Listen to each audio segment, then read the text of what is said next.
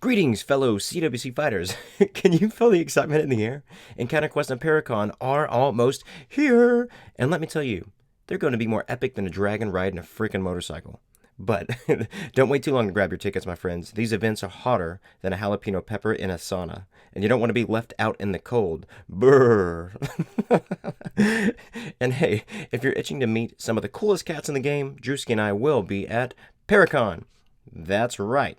We'll be there in all of our glory, ready to high five, fist bump, and share some serious laughs. So, come on down and let's make some memories that will last longer than a Twinkie in a fallout shelter. We also just added another way to share your encounters. Head over to the show notes and click on the link to record your experiences.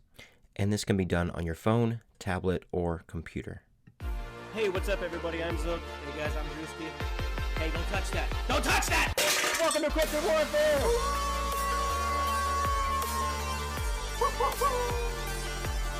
And if you have a story or encounter, shoot us an email or a detailed voice message to cryptidwarfare@gmail.com. That's CRYPTIDWARFARE@gmail.com.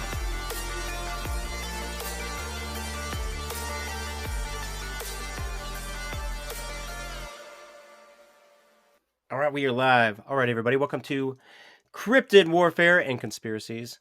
I'm Z Baby. What's going on, guys? I'm Drewski. Guys, we go ahead, Z. Oh, man, I am freaking so super stoked. I have heard this guy on several podcasts over the years, and have his book. And he knows quite a bit on the Genesis 6 conspiracy. So I don't know. It's pretty cool. I'll let Z Baby. Drewski jump on in. See, that's Hey, how excited I am. Hey, what's going on, guys? Yeah, guys, like I said, we got a very special guest on here, Gary Wayne. I've learned a lot from this guy. He definitely opened up my mind when it comes to the whole Genesis 6 and all that and the Nephilim. But yeah, Gary, dude, we are glad you're here, brother. We appreciate you taking the time to come on here and just to chill out with us and to talk. Yeah, man, I appreciate it. Thanks. Well, so happy to be here, and thank you for inviting me, and looking forward to talking to you and talking to your audience. And hopefully, if we do our job right, we'll raise a few eyebrows out there, because that's always what we're trying to do. So, Yeah. Yeah, and real quick, word on the street is that you were coming out with a sequel. I am. So, and I said I would never write a sequel, and I've got another book I set aside. But the thing is that I didn't properly, I guess, measure or anticipate that Christians would want so much more information. I didn't realize the thirst for information taught in the Bible, or not taught in the Bible is a better way of doing it, was something that people would want to go super deep on. So I decided to put the second book that I had started aside and do a sequel. So it's going to be called Genesis 6 Conspiracy Part 2. How understanding prehistory and giants helps to discern end time prophecy. So it's going to cover. It's interesting because I do a lot more prophecy in the book, obviously, and I'm going to take the things that people need to know for the particularly the allegories and the players that are being talked about in prophecy, and connect that back to prehistory and completely define them. But I also go very, very deep for Christians, and it's a book specifically targeted at Christians this time versus the other book that was targeted at all groups of people, to try and see the commonalities and maybe give the Bible a look based on things that they probably didn't think that was in there. So this book it's going to go deep into the giants in the Bible, and in a way that nobody's done before. It's going to go and talk about all the different kinds of giants. I'm going to trace those giants back to their patriarchs. I'm going to cover off the angelic hierarchy, how that fits in. I'm going to cover off Mount Hermon, the assembly of the gods, and how all of that fits in. And I'm also going to cover off two other aspects, which I think was two areas that people were really, really looking for, other than the prophecy side, because they really want to get their hands around the prophecy side as well. But in terms of the patriarchless tribes, like the Amorites, the Hivites, the Jebusites, The 9 tribes of Canaan who don't have a patriarch, the only ones in the Table of Nations who don't have a patriarch, those are the hybrids. They intermarried with the giants, the Rephaim and other tribes, and I'll trace them back to their patriarch as well. And then I go through in a section just with the giant wars. So I cover some of that off, but sort of briefly in the first book, but I go completely through the War of Giants. I go through the War at Rephidim, as they come out of Egypt, Israel, that is, in the time of the Exodus. And these are all giant wars. I'll cover the Battle of Athranim. I'll cover the Eastern Campaign. I'll cover the Ah, Central that's and good. Southern Campaign. I'll cover the Northern Yeah. Campaign. I'll cover the Mountain Campaign that reaches back into the South. I'll cover the Wars of the Judges because those are giant related wars as well. And I'll Yep. take those wars right through to King Saul and all the wars of King David and some of the overlap of the dregs that Solomon has to deal with. So I cover all of the giant wars. That is gonna be awesome. Okay, Oh my okay. gosh. So when when do you think this book is roughly gonna be out? Like, what do you think? I have the sample chapters in front of the publisher, and we're ironing out the details to the contract. I want to stay with the first publisher because I'm pretty loyal. So providing we can work those details out, which I'm sure we will, they're excited to to have the opportunity to do it as I am, and so I need to get a final first edited copy to them, edited on my end. So I've gone through it several times. I'm doing my last read on it, and then it's off to them. And then so it gets into their publishing queue for their editing, their marketing. And I'm hoping for second quarter, maybe late second quarter, but it'll be out third quarter probably latest because they're business people, so they know my book continues to sell. It's sold for 6 straight years for them, and it sells a little more every year, so it's a consistently good seller for them. So typically you kind of go with products that you know you're going to be able to sell. So I think they're going to probably put me in the queue, maybe move me up rather than, let's say, 6 months or 9 months down the road. So Yeah, they're probably gonna get you out as quick as they can because they know. yeah. That is awesome. Yep. Yep. Well, all right. Well, let's get into it. Z, got any questions?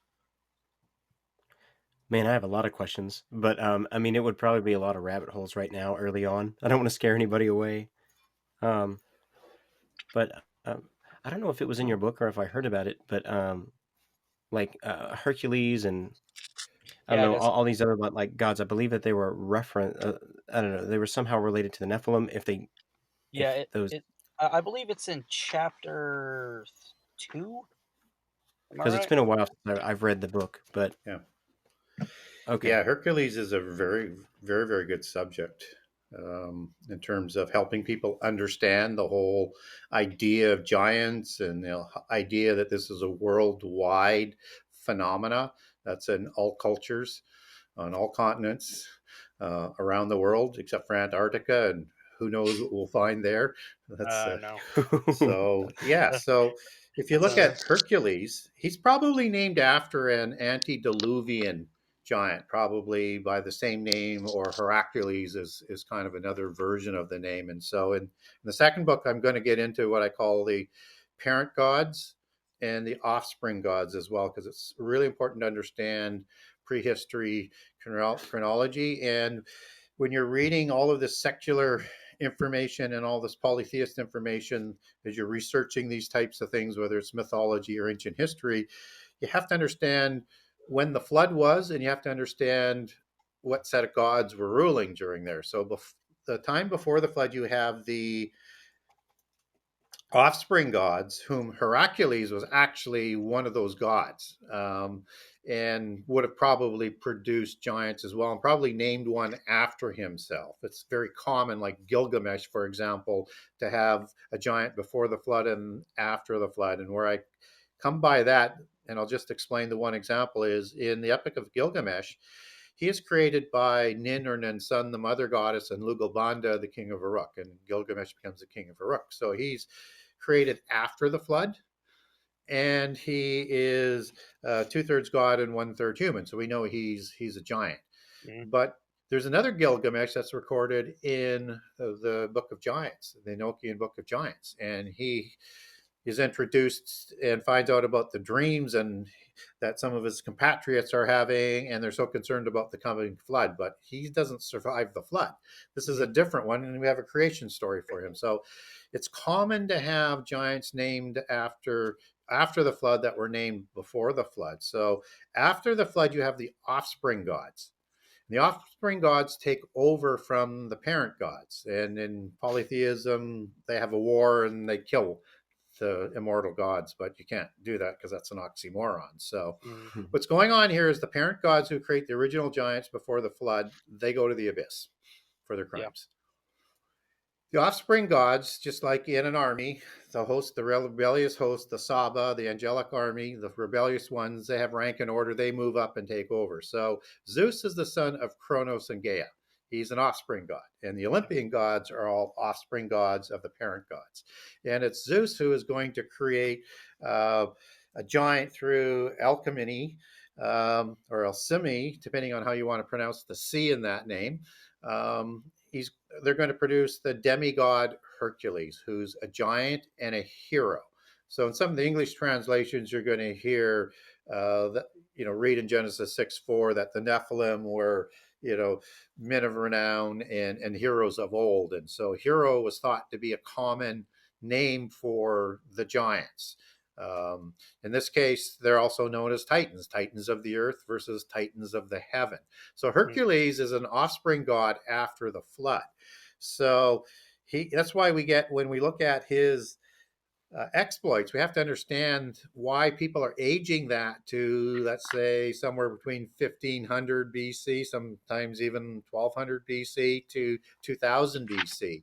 It's probably more like about 23 or 2400 BC, but it's an after the flood event where Hercules is created. So just like Theseus is created from Zeus, Perseus is created from Zeus. Poseidon is another offspring god who Iapetus would have been his counterpart on the other side of the flood, and probably inherits as taking over the same position, the mythos of Iapetus. So Poseidon through Cleito is going to create 10 demigod kings for the Atlantean Empire. But Iapetus also creates giants before the flood, as well with Clymene, another human daughter. So this is a very, very common event that's going on in prehistory, in Greek history, both before and after the flood. And it's the same story that's talked about in Genesis 6:1-4. The part that really blew my mind was, I think it was in chapter, yeah, I think it was in chapter 3, chapter 2, where it talks about Hercules. Um, where it says Hercules is also famous for slaying the dragon, and basically his quest for the golden apples, aka Tree of Life, and granted immortality, which was located in the Garden of Hesperides, aka Eden. Like that just. And then it talks about Jason and the Argonauts and the Golden Fleece, and the whole time, Gary, I'm just like boom, boom, boom. My mind's just being blown. Like I literally had to take breaks Yep, and I like did just. too. Yeah. I literally, Because it's just too much information coming oh at my you. I god, forgot my yeah, names it's at like, some point, or my yeah, name And at it some doesn't point. stop. it doesn't stop, man. And Well, then like, yeah, and then when you think about that, because Jason's a Nephilim or a Rephaim as well. Um, th- this starts to make some sense that he's yeah, trying to get back their immortality that was ended in Genesis 6:3. yeah, In the giant story, and the golden fleece, that's his a very interesting mythology to that as well. The golden fleece was the material that was made for the gods to wear on earth that would preserve their earthly bodies when they took earthly form. And so the giants wanted to have that golden fleece as well, because they didn't want their bodies to die and become disembodied demons, right? So yep, it starts to make some sense on these stories. And of course, when they're searching for the tree of life, they're trying to get their immortality back. When they're slaying a dragon, you don't know whether or not that might be like a flying Nahash or something like that, or it's a dragon serpent angel, right? A seraphim Yeah, that they're the trying Seraphim. to That's slay. right. I know, that's crazy. I was listening to oh god, I forgot who it was. Derek Gill or something like that. They were talking. They're breaking it down like like Seraphim or like a reptilian kind of Yep. Six origin. winged Yeah. serpent faced angel. It's a Yep. heavenly dragon. And that Yep. word in Greek is drakont and drakonta, and it Yeah. means watcher. Yep. And that's where we get the Watchers from. That's crazy.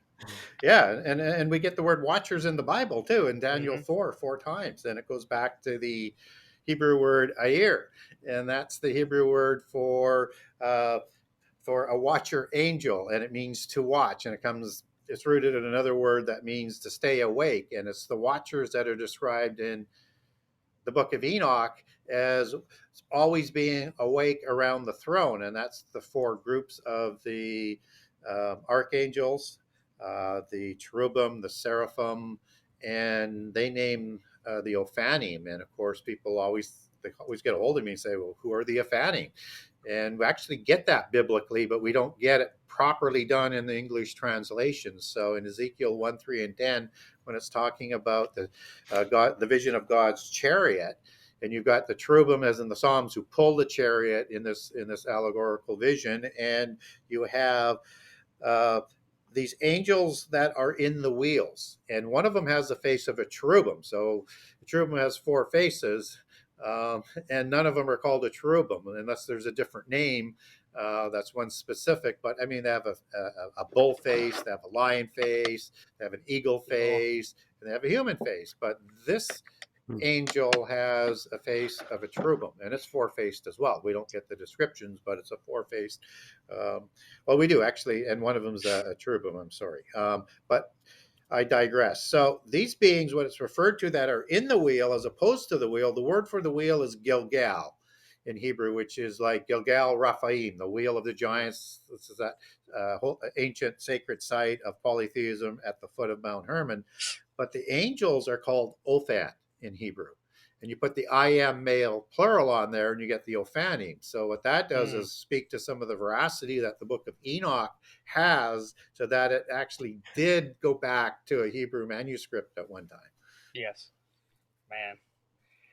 Oh, that's good. Okay. My brain's catching up. Sorry. Yeah. Yes. I get Okay. on some So, rants yeah, go sometimes. ahead. I'm sorry. No, I love it. Like, this is amazing. Like, I'll let you ask the next question, Drew. I mean, because I have another one. I forgot what it was. My brain is still catching up, FYI. Uh-oh, I think it booted him out by mistake. Yeah, we're down a man here. So I'm right here. I'm right Oh, here. okay.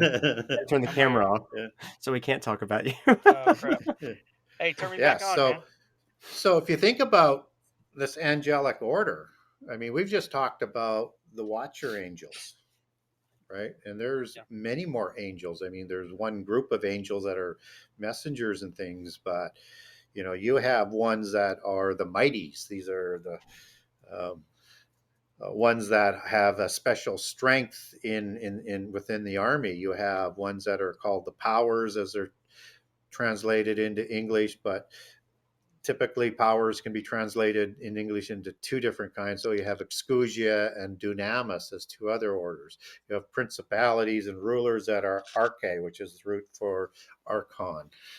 You have all of these different orders of angels that have specific functions within the army.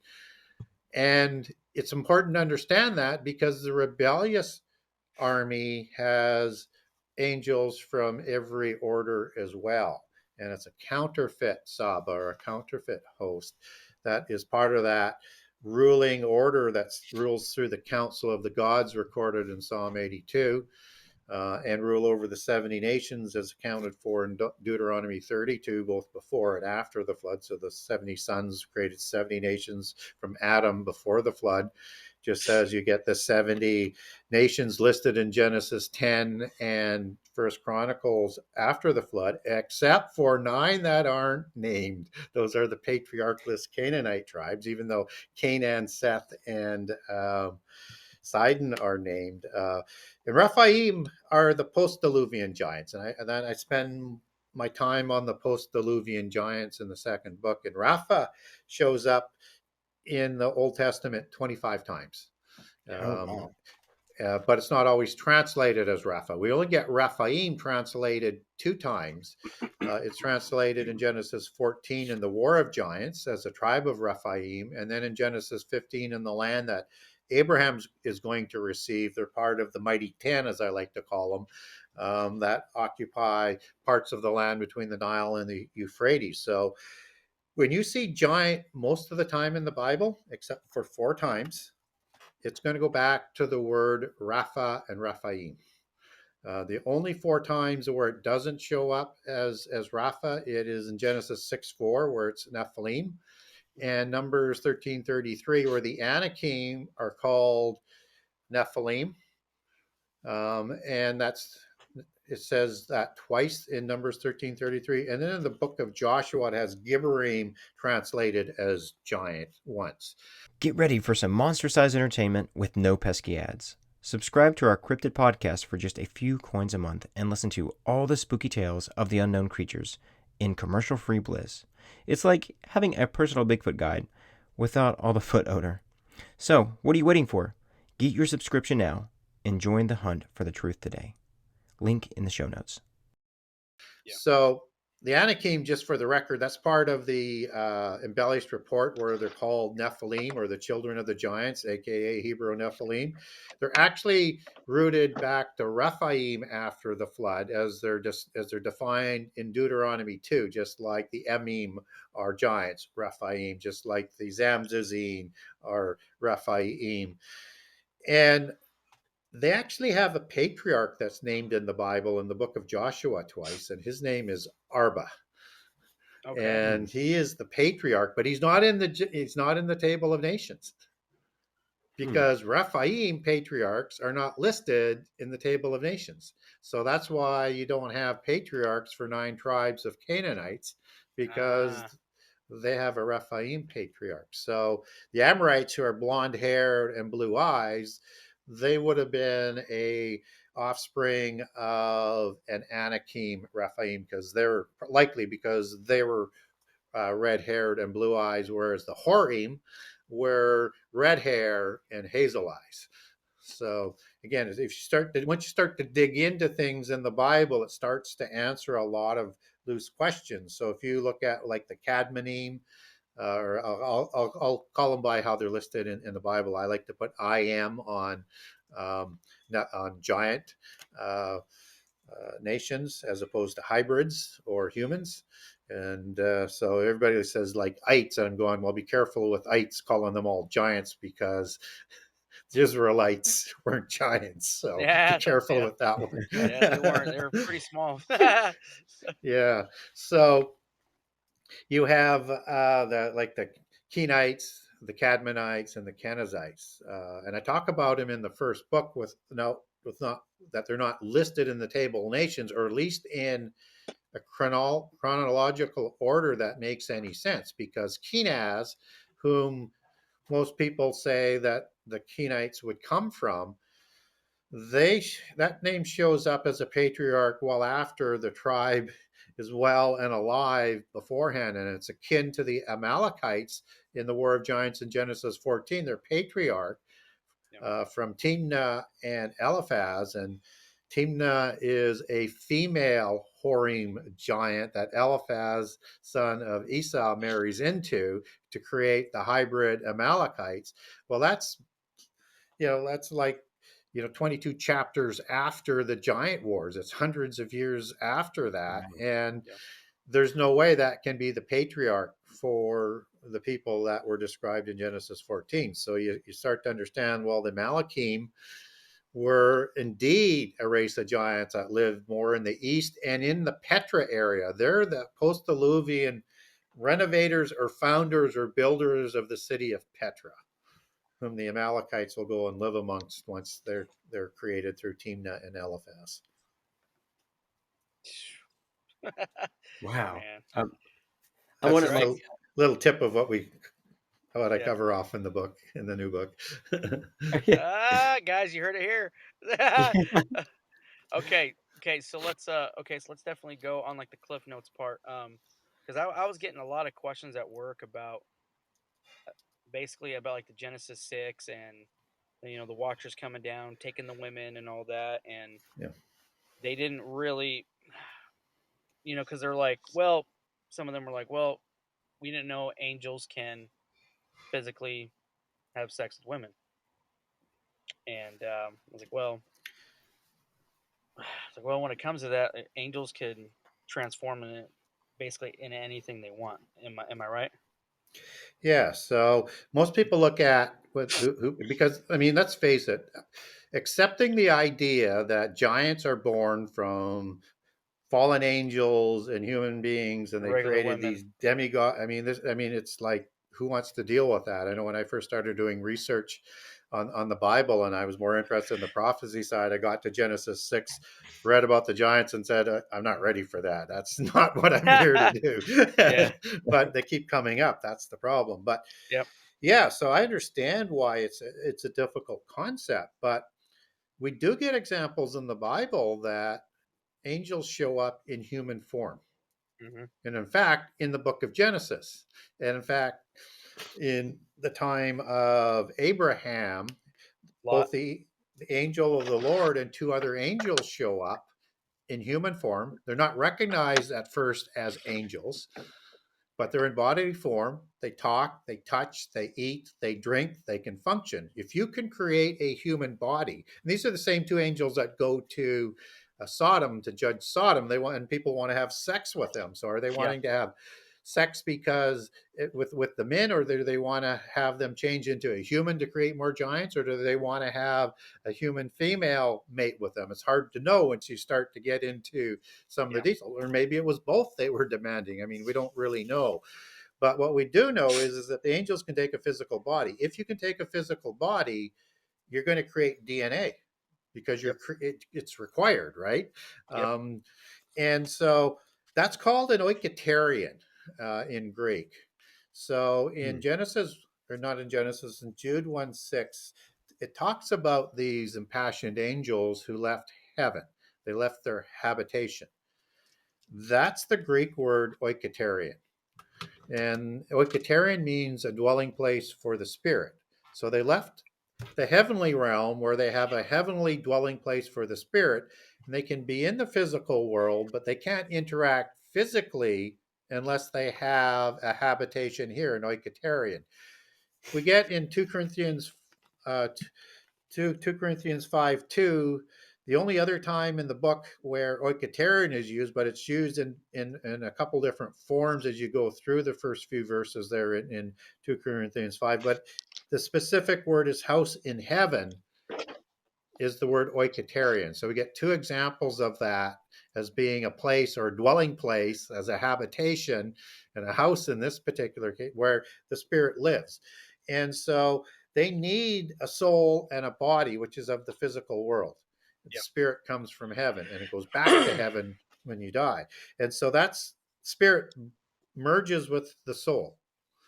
And that's the oiketerion. And once you do that, you create the DNA, and we know they have that changeling quality, just as we talked about. And there's lots of other examples where they come in different types of forms, and they pass on that DNA. And they pass on that DNA, they pass on traits. Some are originally with immortal spirits, right? Hmm. Some might be the size that they're passing on. Other gifts, like perhaps healing powers, like they're thought to be self-healing and very difficult to kill. So you have to Yep. take them at the head and do it Just like suddenly. just like David did after he killed Goliath, he went and he slayed his head. Exactly. Yeah. And in the Egyptian belief system, that the giants and the royales, because they're the royales, the worst death they could have was beheading, oh, because it didn't permit them in the afterlife to go in as prepared that they wanted to be, and it didn't give them a choice of getting to what would be their heaven, which is Hades or Sheol in the underworld. So that means they're going to go to one of two places. One is if they're one of the terrible ones, another group that I cover off in the new book. That's the Hebrew word erit or eritim. These are the ones that are talked about in Ezekiel 32 who are slain, beheaded, because of the horrible, terrible things they did while they were on earth as kings. And they're talking to Pharaoh in this prophecy from the abyss, from the sides of the abyss prisons that they're in, alongside many of their parent gods. And so these beings had the ability to self-heal. So if you didn't kill them in a way that was so quick and destructive, they could heal themselves. And we kind of get that within the definition of Raphaim. So Raphaim has 3 or 4 different variations to it. I'll deal with 3 because it's just, I won't go down too far down the rabbit trail. So you have 7497, which is Rapha as the singular, Raphaim as the male plural. And that means a tribe of giants, right? Or a giant.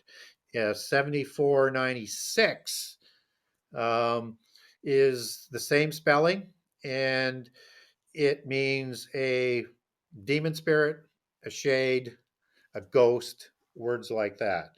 Both 7497 and 96 are rooted in the source word 7495, which means healing or medicine or a cure. So if you get a name, let's say like Raphael, one of the angels that are talked about in the King James Version Apocrypha or in the Book of Enoch, that would mean like God heals or the healer of God, right? Yeah.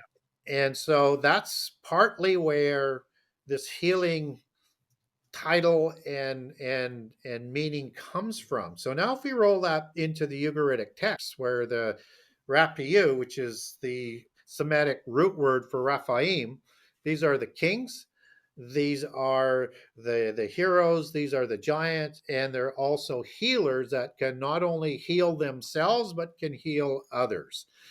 And all of a sudden, things start to sort of come together, and this is the group of giants that are created by Baal and Ashtaroth, whom they're doing fertility rituals to have them come back to create more giants. But because unlike the Nephilim before the flood, they have a fertility issue. And so in that definition of erit and eritim, they are also not, they're called strong and terrible and powerful and all the words that describe a giant, but they're also described as childless and having fertility issues, which is why they're going to need to intermarry after a while to save their race. And so they start to create hybrid races to carry that bloodline on with. Wow. You're right, Zuck. It just reminds me of a lot of just basically on how like the DNA structure and everything is, and with what's going on now, just how it says in Revelation, it's going to be just like the days of Noah. And a lot of people think, well, the days of Noah, it was bad. There's a lot of murdering and stuff and going on, but the point they're not getting to is that, yeah, of course that was all going on, but there was also Nephilim and giants running around on the earth and fallen angels and stuff, and mixing like DNA and all that. And you see like right now, it basically just has like a different bumper sticker on it right now. You got government agencies that are already doing that, like cross breeding, like cross DNA stuff like that, and just creating abominations, in my opinion. It is, and I think we're just catching up to the technology they had before the flood. Oh, Because definitely. they're obviously able to do this if you look at the secular accounts.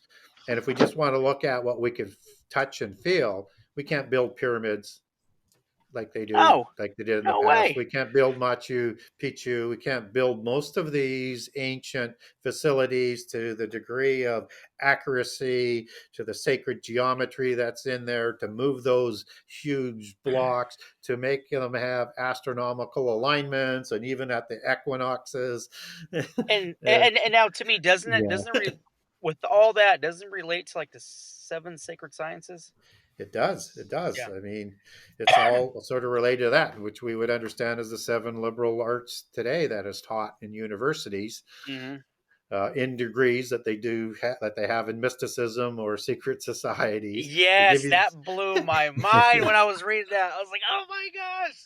yeah, Yeah. and they have, at least not the newer universities, but the older ones were all built in honor of Egyptian society with the type of buildings, Romans, Greek, Babylonian, everything in science and knowledge is named after gods and things like that. Even Uh, the science things that they do, whether or not it's CERN, that's named Oh, after wow. an Etruscan Pan like god, even things like, well, well, you even kind things of sort like of get, the capital, like they said, we're found under a Christian nation or whatever. But I mean, you don't see one cross over there. You don't see anything about Jesus. no, you It's don't. all about Egyptian and all these Yep, Roman, just everything.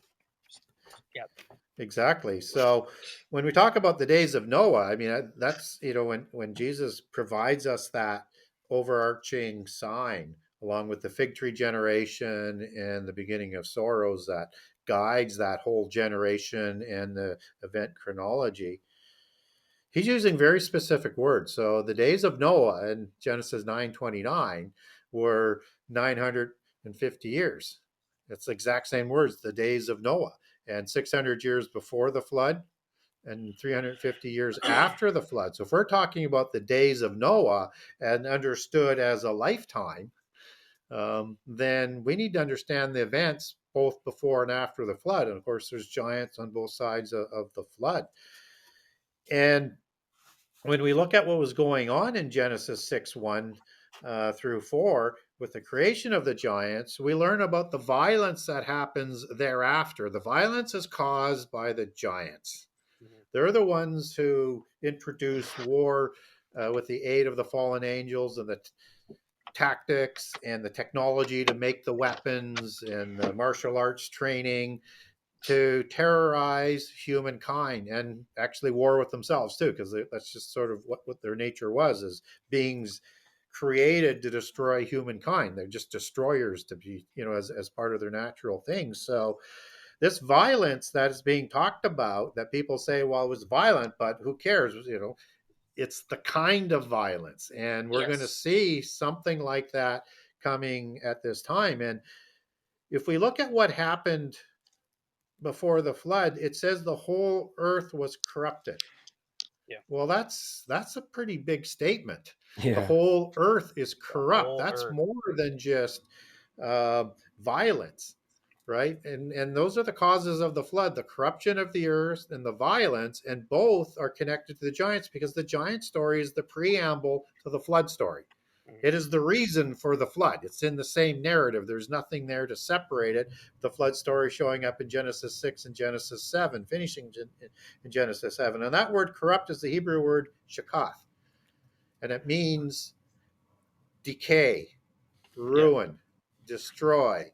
Words that mean something happened to the earth to change it so much so the whole earth was corrupt. That means the complete plant genome Yeah. and the DNA of most animals and humans. So when we hear about chimera projects based on what happened before the flood, this is that kind of corruption, and the intermarriage of the giants into humankind was destroying a lot of the pure DNA from Adam as well. So we need to look at everything that was happening on both sides of the flood in Noah's lifetime. That includes Sodom and Gomorrah, Yeah. that we talked about earlier, and includes 350 years after the flood. So it includes Babel and everything that sort of might have happened at Babel. Like, what do you think? Like the Babylon religion, that would Hmm. be one of the things that we would want to learn from that. And so we have to learn all about that. What's interesting as well in the accounting of Luke, in the words that Jesus provided for the sign of Noah, he tagged on as well. And in addition, it was also like the days of Lot, Mm. that the end time will be. And so, again, that's the generation of Noah sort of underscored because that happens, several hundred years after after the flood. So, but still probably in the lifetime of Noah. Yeah.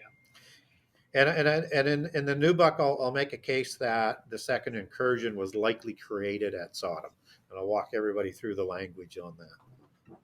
Okay. Okay. And also, like another thing too, as far as the Watchers, coming down and you know doing what they did to the women, creating all these religions and everything. Um, when God basically sentenced them down to the pit underneath the Euphrates River, um, it just it's kind of funny because everything I'm watching on the news and stuff and what's going on there, the the Euphrates River is drying up. I just thought that was really interesting.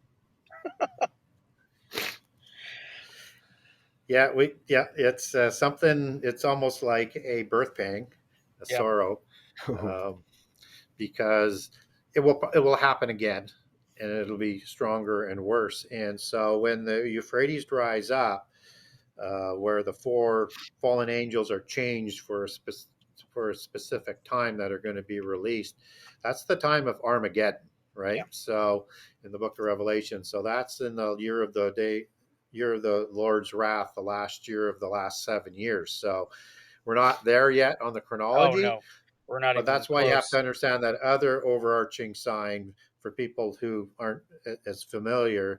And it's the same catastrophes that repeat throughout the generation, and the Hmm. exact same catastrophes in the seal judgments and then the trumpet judgments and then the wrath bowls that come in the last 3.5 years.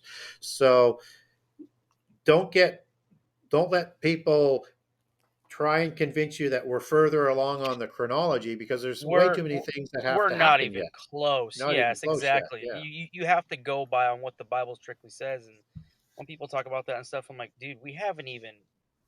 We're just at the birth pains. We haven't even really hit anything yet. Yeah. What's interesting about the Euphrates is that it's also very important to the Muslims. And in one of their hadiths, and each sect has a different hadith, and it's like a commentary, like the Targum, and they're have different perspectives. But so this isn't in the Quran, but this is in part of their oral tradition. But they believe, and it's just kind of odd because the Euphrates is so important to end time prophecy, is that Mhm. underneath the Euphrates, and they talk about when the Euphrates dries up, it's going to reveal a mountain of gold. Now, which is really kind of odd because if you have uh, angels chained to that mountain of gold, are those chains actually made in gold? I mean, it's like your mind just sort of goes like, Surprise. well, that's not scripture, and we don't have any sort of verification on that. But it's interesting that there's so much importance that's put on the Euphrates rivers in the end time, and yeah, that'd be interesting. And one thing we do know, I mean, those chains aren't magnetized to hold them there, because it's very hard to magnetize gold. So if they're Right. chained to a mountain of gold, they must be really built in solid. Yeah. Yeah, it's funny. Well, that's not what we expected, guys. Not that kind of gold. I mean, Yeah. maybe those fallen angels actually have a golden kind of skin. It was like a metaphor of some sort.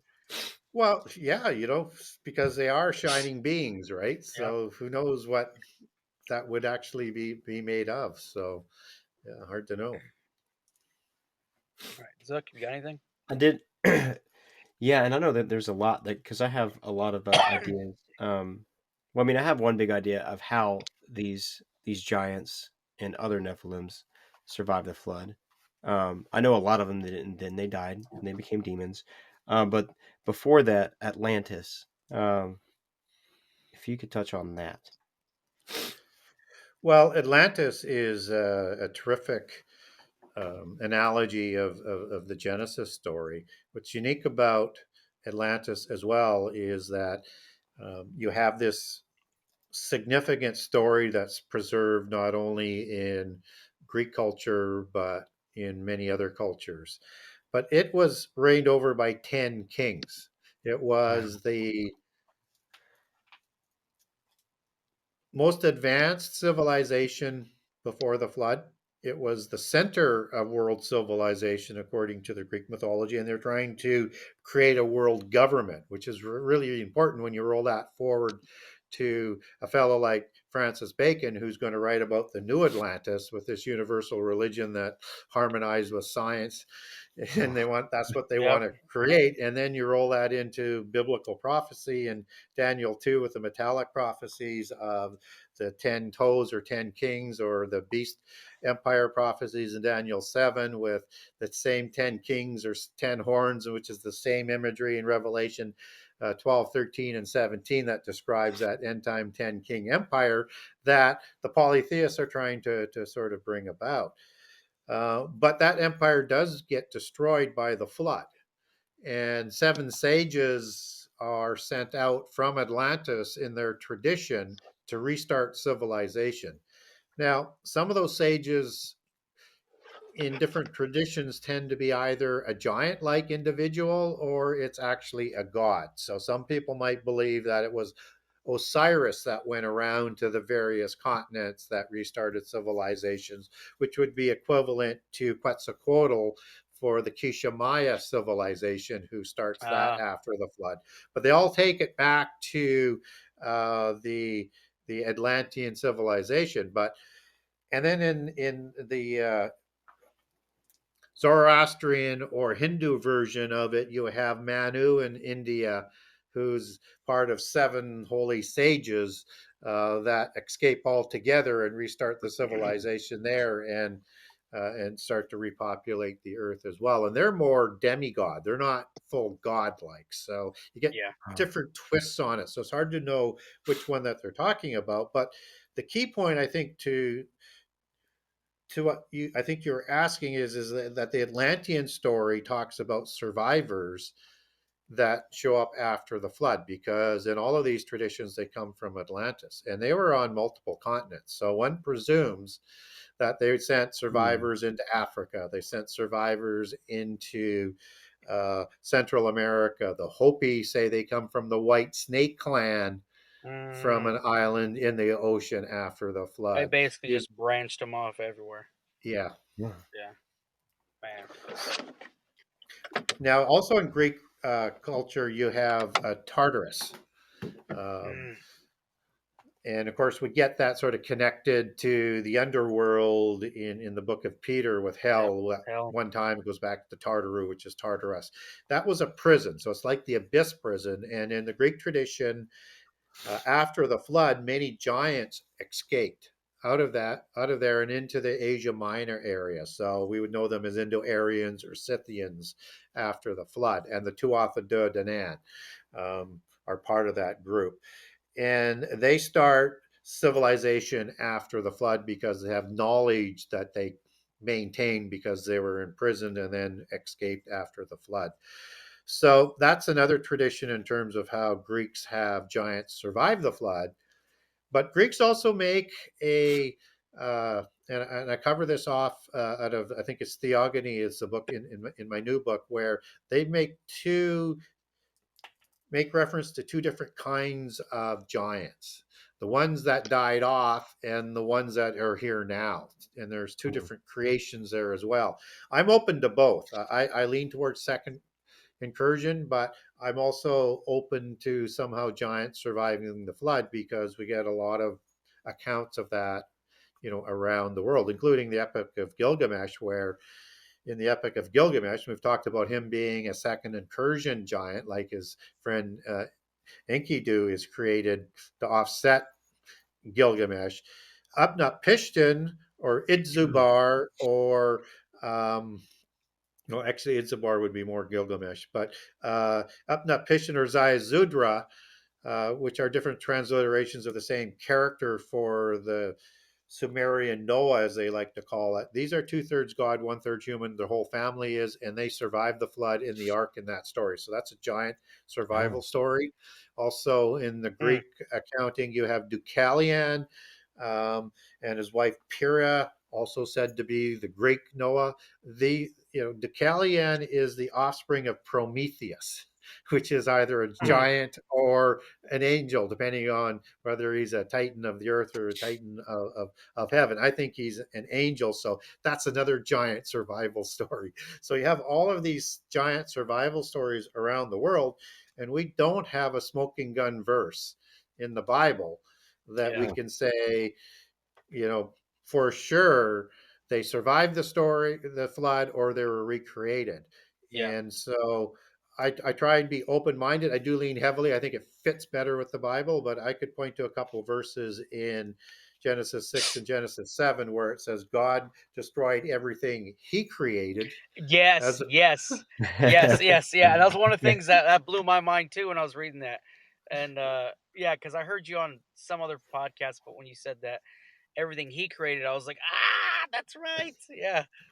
yeah, Yeah. because we have to keep in mind it's the angels, fallen angels, that created the giants. So, but what we do know is they show up after the flood, and there are just so many different tribes of them, you know, from the Avim to the Cherithim to the Pelathim to the Zuzim to the Hivim to the Avim. There's just so many different names that are Yeah. applied to the different tribes that are out there.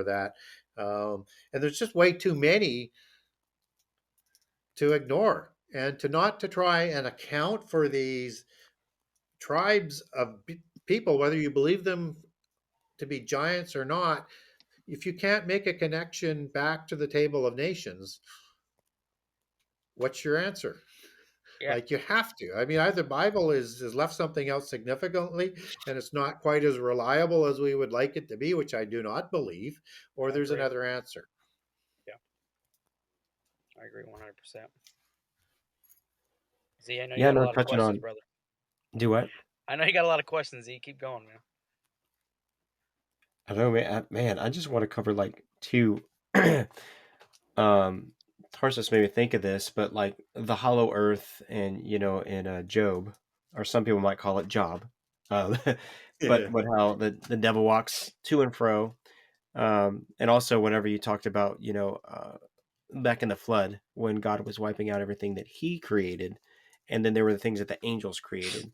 I mean, the fallen, excuse me. Um, yeah, it just made me think like all the things that might be hidden in little pockets of this Yeah, they world that could we have live built in. all sorts of things within the earth with the technology and knowledge that they have. I mean, we're just getting a feel now for some of those underground cities.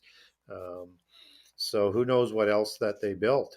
Now, the other thing to keep in mind is that the underworld, uh, Sheol, Hades, the otherworld, Anwin, they're all different names for the same place, is the polytheist heaven, right? And it's thought to be in the earth, but it's not likely in the earth. It's in the earth, but in another dimension. Yeah. And so portals are a big part that sort of follow with that whole belief system within polytheism. Yeah. So just as we talked about Gilgal Raphaim, it has like 100 what they call domens within that site. A domen means a portal.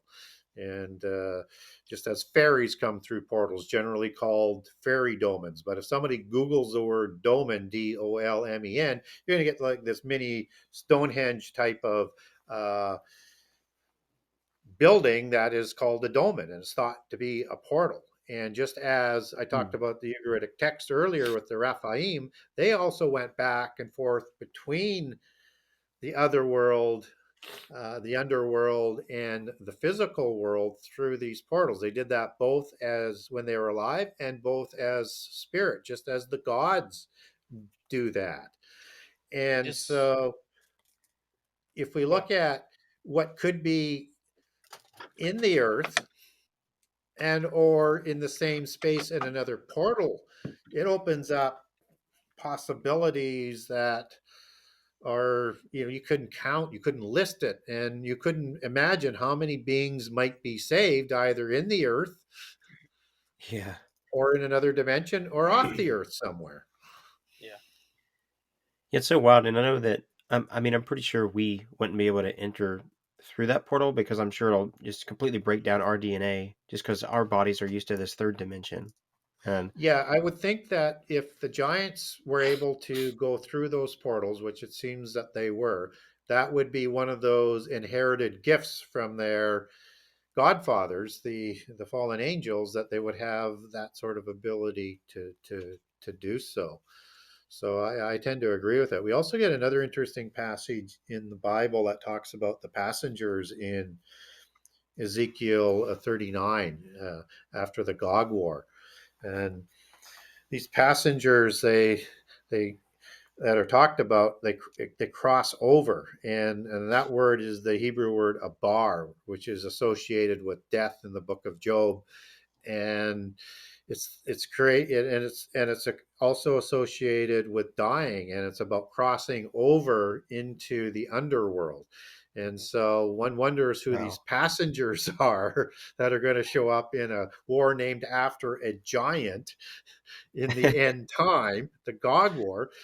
Magog shows up in the Bible as a descendant of Japheth, but Gog, you know, of Magog, the chief prince of Meshech, which is the etymological root for Moscow, Gog doesn't show up in the Bible. So who is this Gog character, right? Who's this But God we do guy? know, Yeah.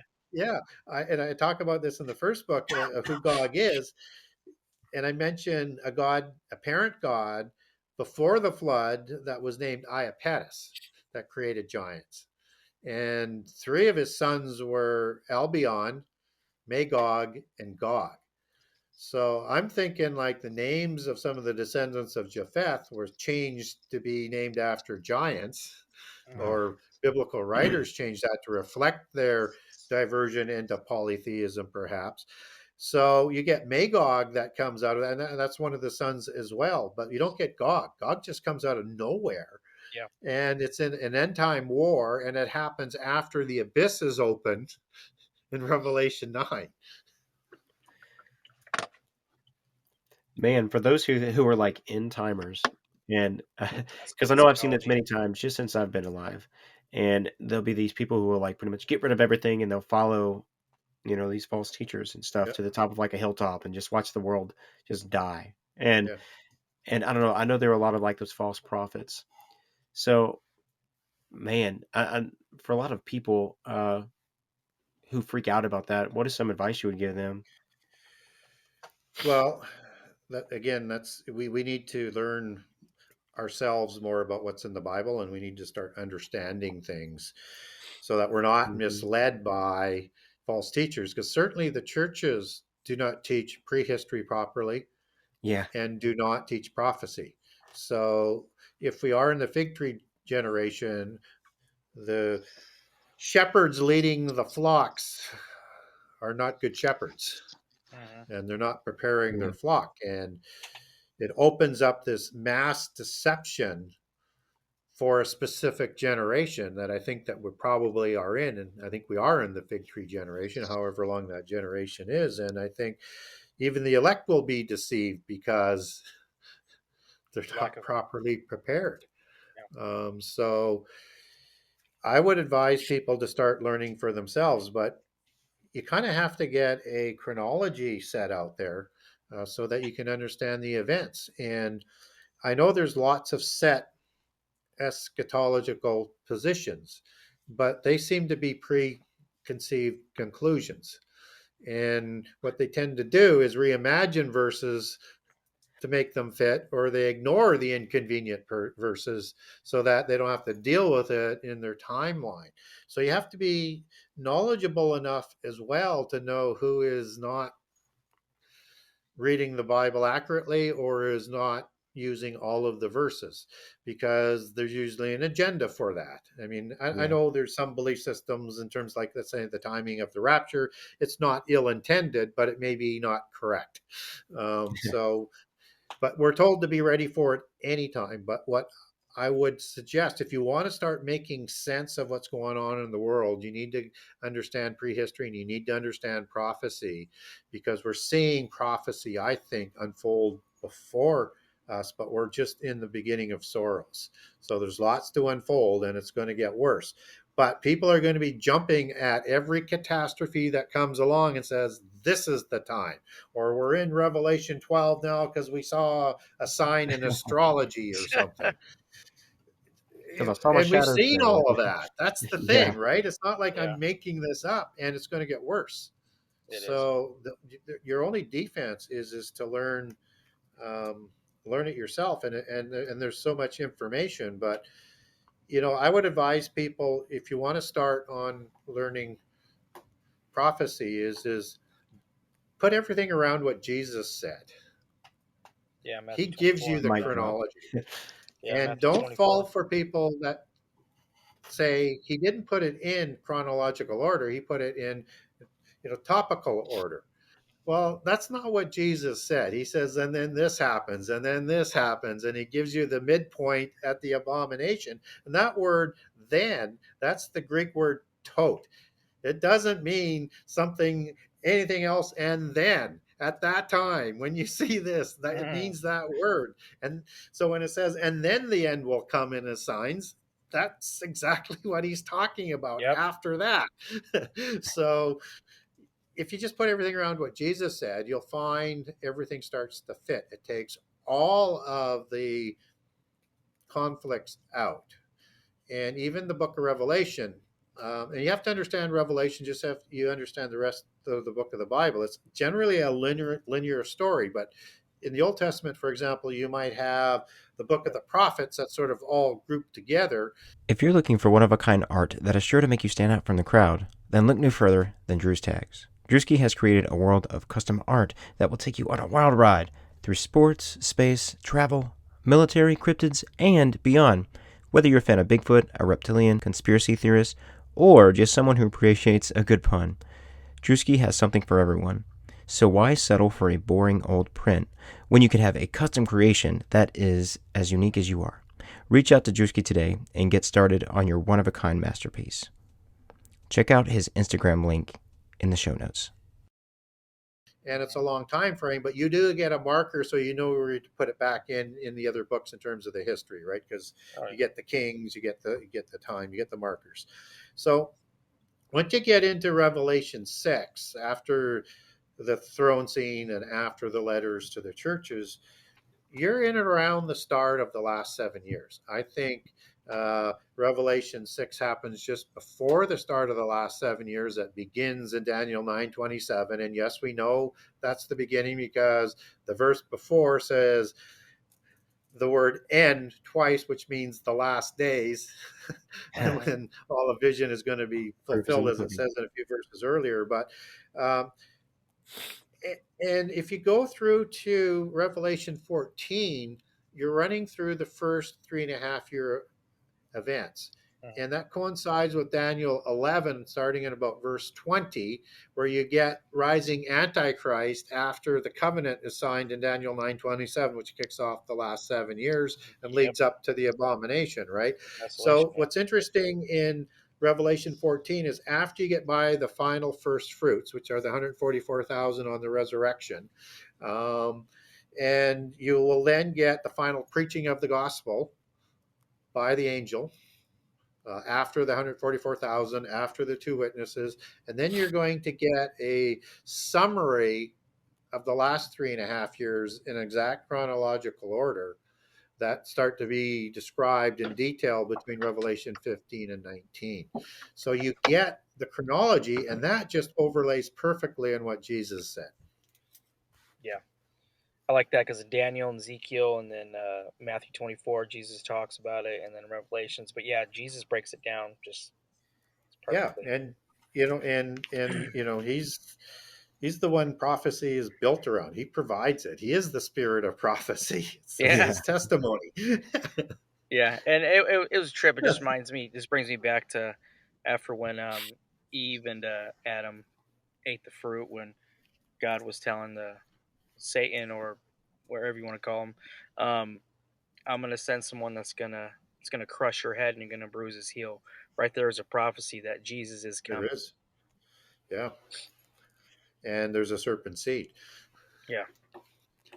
Yep. However, people want to define that. I'd lean more towards that's the seed of the Nephilim in Genesis 6, born by the Seraphim Watchers, the Serpentine Watchers. Yep. But yeah, that's it's important to understand how all of that is being talked about right at the fall of the Adamites. Right? It's like, and these are the people that are created, Adam and then Eve, to be on a special commission to be the resolution to the angelic rebellion. Yep. And yet, right out of the gate, Lucifer causes them, or Satan causes them to fall.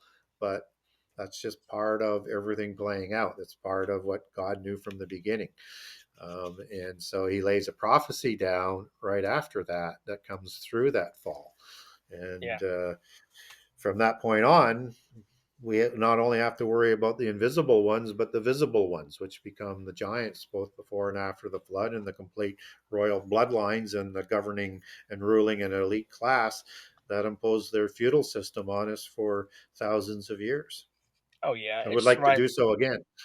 Oh, definitely. I definitely on that, and it just man, I just can't imagine when God laid that prophecy out. Satan's like scratching his head like, oh crap. What is still I so don't know. weird? He's trying so hard. I'm I don't know like, what it is, but he said it's no. something. Yeah, but all they did was they doubled down, and they keep doubling down. But I like Oh the yeah. passage in First Corinthians that talks about the princes, which is the arche, which is part of the rulers of this world through the council of the gods. That the thing they didn't know was all of the wisdom of God, and that had they known about the resurrection, they They wouldn't wouldn't have have killed ensured. Jesus. Yeah, they wouldn't have killed Jesus. So Yeah, they wouldn't have killed him. I would Joke's have no on matter, them. canceled it Yep. all out. yeah, no matter what they were trying to do, they couldn't win. And Yeah. then it's just so perfect after the crucifixion of Jesus, where in First Peter, um, Jesus, while still in the grave, goes and talks to these spirits in the abyss prison, Yep. the fallen angels, that their war is over. When Jesus resurrects on the Yeah. Sunday, you are sentenced to the lake of fire, and you cannot escape that fate. It's over. You can cause as much chaos for a little while longer, but as Matthew 25 talks about, the lake of fire was created for Satan and His those angel. fallen angels. Yep. Man. Well, it makes me think too, like, whenever Jesus casted out the legion, so all those demons, they're like pretty Yeah. much just send us anywhere but hell. Um, and even for that brief moment, still sending them into the swine, all those pigs. I don't know, it just makes you think it's such a bad place. Like, I wonder how many of them regretted their decisions, but who knows? Yeah, I mean, who knows? And they had free choice to do so. But I was They, also like in a little like in Enoch when it talks about they're trying to get Enoch to talk to God for him. yeah, to Like intervene for them. Yeah, yeah, I think they knew right then. Like they knew they had crossed the line, but they had also, crap. uh, sworn an oath, Yep. knowing the consequences. Yeah. They fully understood, yet they still swore an oath and then carried it out. And the oath was to carry it out to the end, no matter what the consequences would be. And Yep. so they understood. And the demons, I mean, the disembodied spirits of the giants, they all had free choice. They could have Hmm. chosen God, and they did not. So it's interesting how so many people think that the demons that are talked about in possession are fallen angels. It's quite common, seemingly, amongst Christians, and it's a completely different being. It's a lower Lower quality of, class. Yeah. yeah, Lower class. and diabolos is the word for devil in the New Testament, and he's the prince of demons as well. But that's not the word that's used in Greek for devils when it's talking about the demons. Yeah. That word devil goes back to the Greek word daemon. It's a completely different spirit being. It's a demonic spirit. It's a lower class spirit, as you mentioned. And so all they can do is possess something, even Possess, pigs, so they can have oppress. a place Yeah. of rest. and they're suppressing the host in that oiketerion. But it's Hmm. the only place of rest and the only ability to physically interact in the physical world. So that's all they can do. And these are the demons that aren't in the abyss prison and apparently didn't make it, according to polytheist belief, into Hades. Oh man, like this is the stuff I really wish that, because I know at a lot of churches they think this stuff's taboo. They don't really want to talk about it, and and then when I try to talk about it, me and Zook, we look at us like we're crazy. But that's all good. Well, I'm like, one it is person so. at a time. Plant the seeds. That's all we can do. Yeah, that's all we can do is Yeah, plant seeds, brother. You're absolutely Yeah. right. it's so wild. Like in other cultures, everything that even some of the stuff, like, I mean, there are. I know out in Middle East, like, because I know one of Drewski's friends, um, and a guy that we're potentially going to interview. Like, I mean, they'll talk about giants because they're like a normal occurrence out there, and it's just so weird to me. Like, they're just not brought up. Like, I just don't know like what the big difference would be if like giants are brought up. Like, I don't know. I guess maybe it'll disprove evolution or something. I don't know. Well, yeah, I mean, it's about information control. That's a Yeah. So, fact. Yeah. and they'll bring out that information when they're ready to bring about the end time. And in the meantime, their goal is, as what the original goal of the seven sacred sciences were that created the Enochian mysticism I talk about in the first book, that created the secret societies and the mystery schools and merged with the knowledge from heaven. The goal of those was to honor the pantheon of gods that they worship, right? So everything to buildings, whatever, statues, idols. Uh, but the other three were designed to degrade God, as in slander him, as in what the Hmm. beast spirits do. Yep. Um, and the next thing was not to give God credit for anything. So God can't Yeah. create anything. He's not, right. Yeah. And you see that in secularism, which is You just a do. puppet of polytheism. You do it in And you see, evolution, yeah, all kinds of and stuff. yeah, and you see that in polytheism where they say God made is an evil God who made the mess of the world, and Satan had to come clean things up. Right. That's Yeah, their version that's of it. their version. Yeah. And the most important thing is it's designed to lead people away from God. Yeah. So evolution is a tactic. They know it's not true. They know it's Oh yeah. mathematically impossible. They know that it's just designed to lead people who are not willing to take the time to search things out themselves to be easily led astray.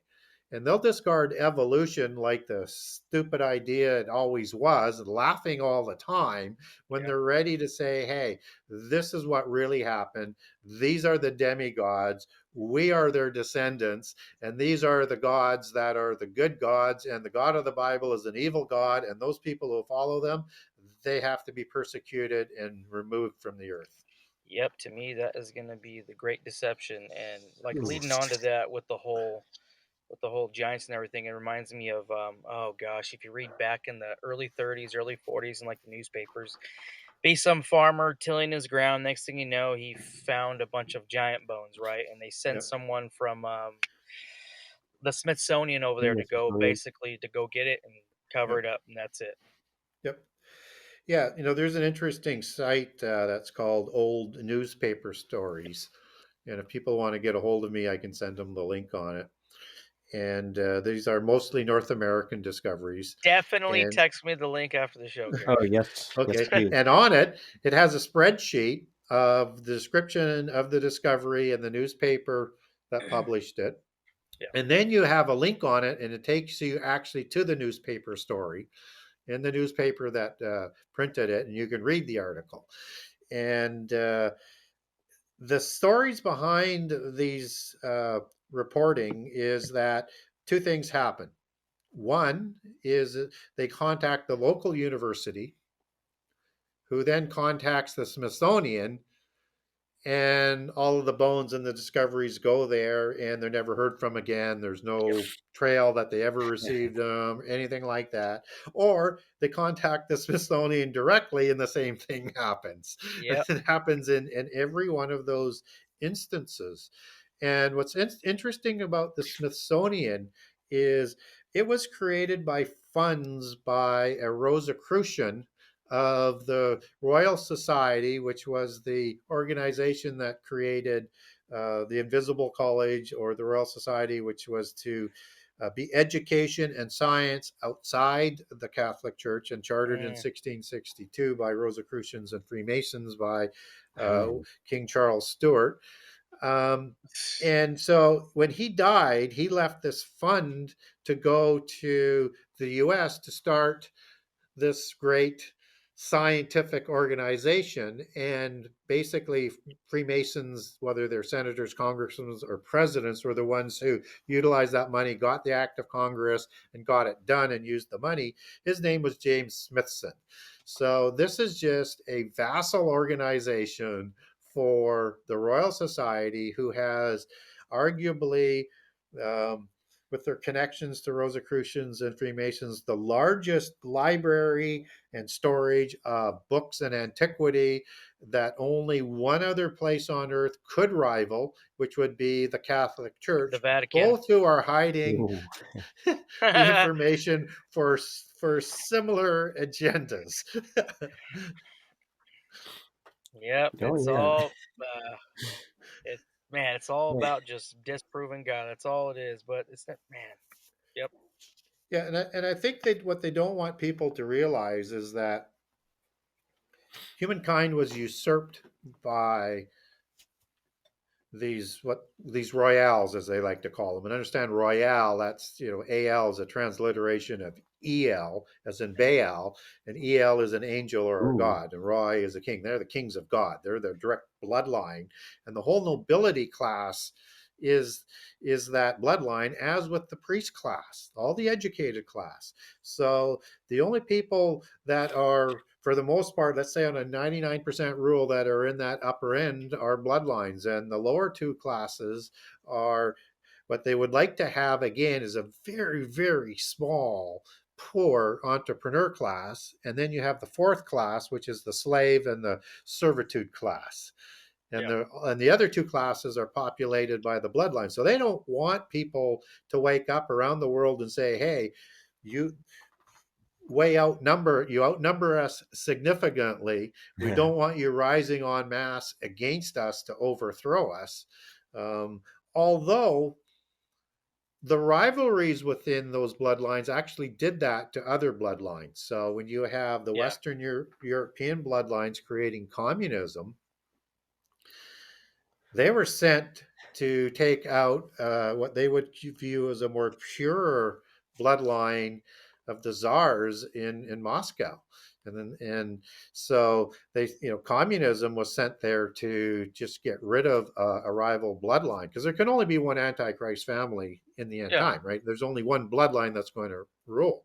And so the Europeans are trying to create a dynamic where they get to set that whole agenda and what that world order is going to look like. Well, they also did that in China with Hmm. Hmm. the Shah dynasty. You finally have a descendant of the Shah dynasty back on the presidency with Xi. That's the Western Yep. branch, and they go back to the dragon creator gods as well in that bloodline. That's the complete bloodline of the Chinese. And so you have a similar thing that happened kind of as well after World War One with National Socialism, that was created to offset communism that went out of control and to take out the Kaiser dynasty.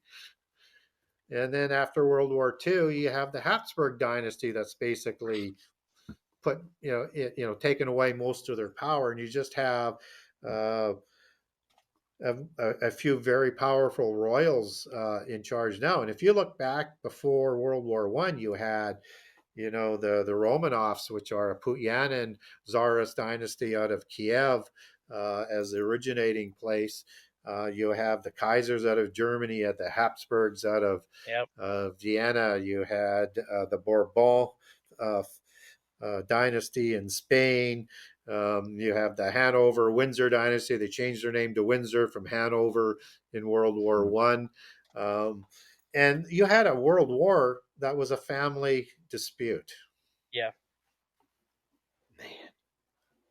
That's pretty I interesting. didn't realize how watered down history was until I went to college. Because I mean, I had to get my GED and stuff just due to a lot of school problems through in high school, and oh my gosh, uh, no joke, I didn't know what lynching was until I think my freshman year of college. Wow. That's how like much I didn't pay attention and Yeah. how bad the school systems were that I went to, at least me personally. But dang, I know there are. Let's see. Ooh, well, I think out. Okay, so I haven't looked into this, but I heard it from a guy on a podcast a while back, and I thought it was interesting because I've heard of this before, but not in the way he explained it. But he talked about Satan, that is referred to as a tribe. There is the lead dog, like actual Lucifer, but he was saying, I'm like, well, that's pretty interesting.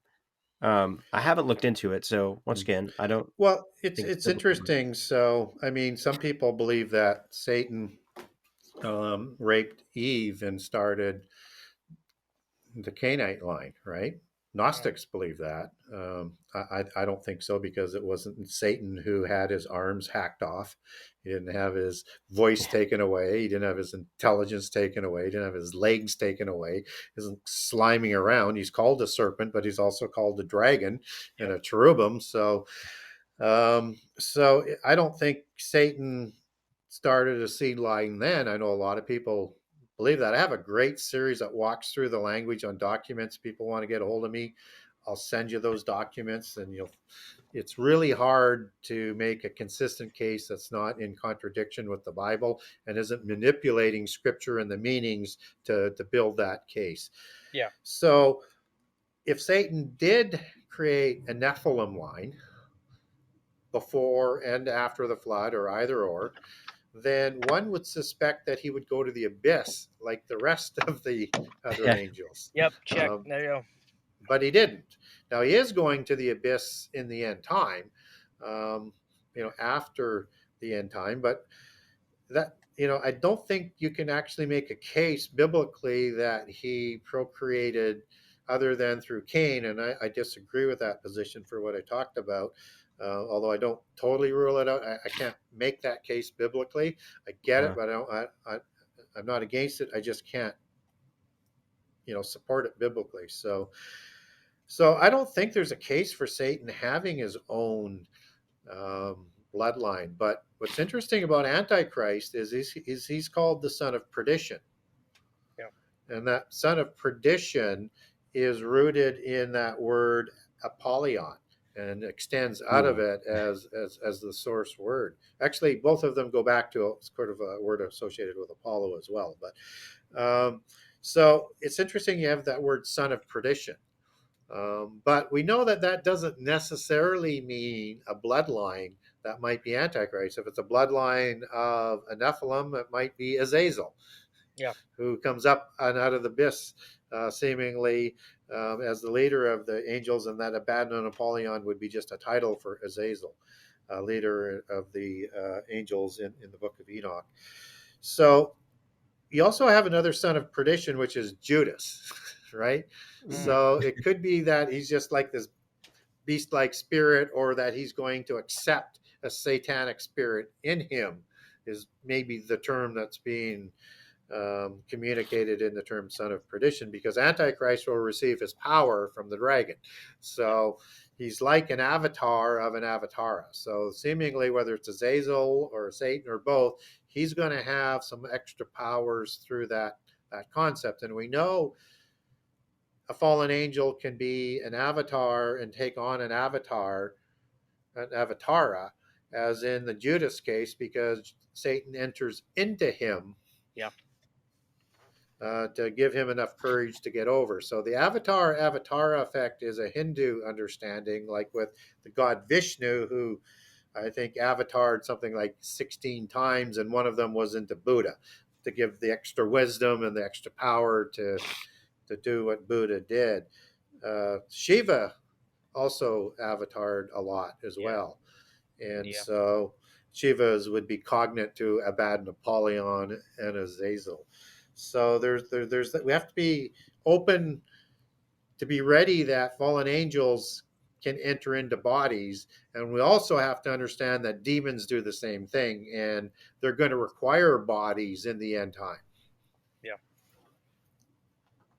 Yeah, they got to, for sure. Some It's way, so wild. somehow. Yeah. Could be clones. Who knows, right? Yeah, you're right. Yeah, I was. I mean, I've heard this before, and I thought it was interesting. But like these gray, the small gray aliens, Yep. I've heard those are pretty much just from many encounters that I've heard to them that they're pretty much like robots. They're just demons, just inherit those like little Yeah, bodies. and their whole DNA is degrading, so they're continually doing sexual experimentations and trying to revive that sort of DNA. I write in the book a couple of encounters about these little grays that are kidnapping people, and they take them away for 14 days. And these are encounters that are all over the world, and they're small little gray beings with these elongated skulls and bean eyes and stuff like that. But the encounters I put in the Bible aren't gray alien abductions. They're called gray fairies. And the Huh. fairies have three classifications: good looking ones, mischievous ones like leprechauns, and ugly ones like trolls and dwarves and gnomes. And the gnomes within that um, category have a group called the Greys, who are in charge of technology, genealogies, have flying machines come through portal holes and kidnap people for fortnights. So I put in two fairy abductions. And if you didn't know it was a fairy abduction, you would swear it was a gray alien abduction. Oh yeah, And because if you look Oh. at it, like they actually have accounts back in the early medieval times and stuff. On they're saying like don't go out into the forest, and if you do, you might run across a fairy, and then if that they have say that happened, they'd wake up totally somewhere different with like missing time, and it all yeah, adds up. yep. And there's a fourth classification of these elementals. And we get the word elemental in the Yep. Bible, and it can mean the basic elements or rulers as well, depending on the passage, right? Yep. These are the rudiments or the elementals that are talked about in the New Testament, and they're at the lowest level of the rebellious hierarchy. And the fourth category is called the salamanders, and these are much taller than the little ones, and they're reptilians. So they're taller Reptilians. than Yep. humans, Oh. but smaller than Reptilians. Yep. Nephilim.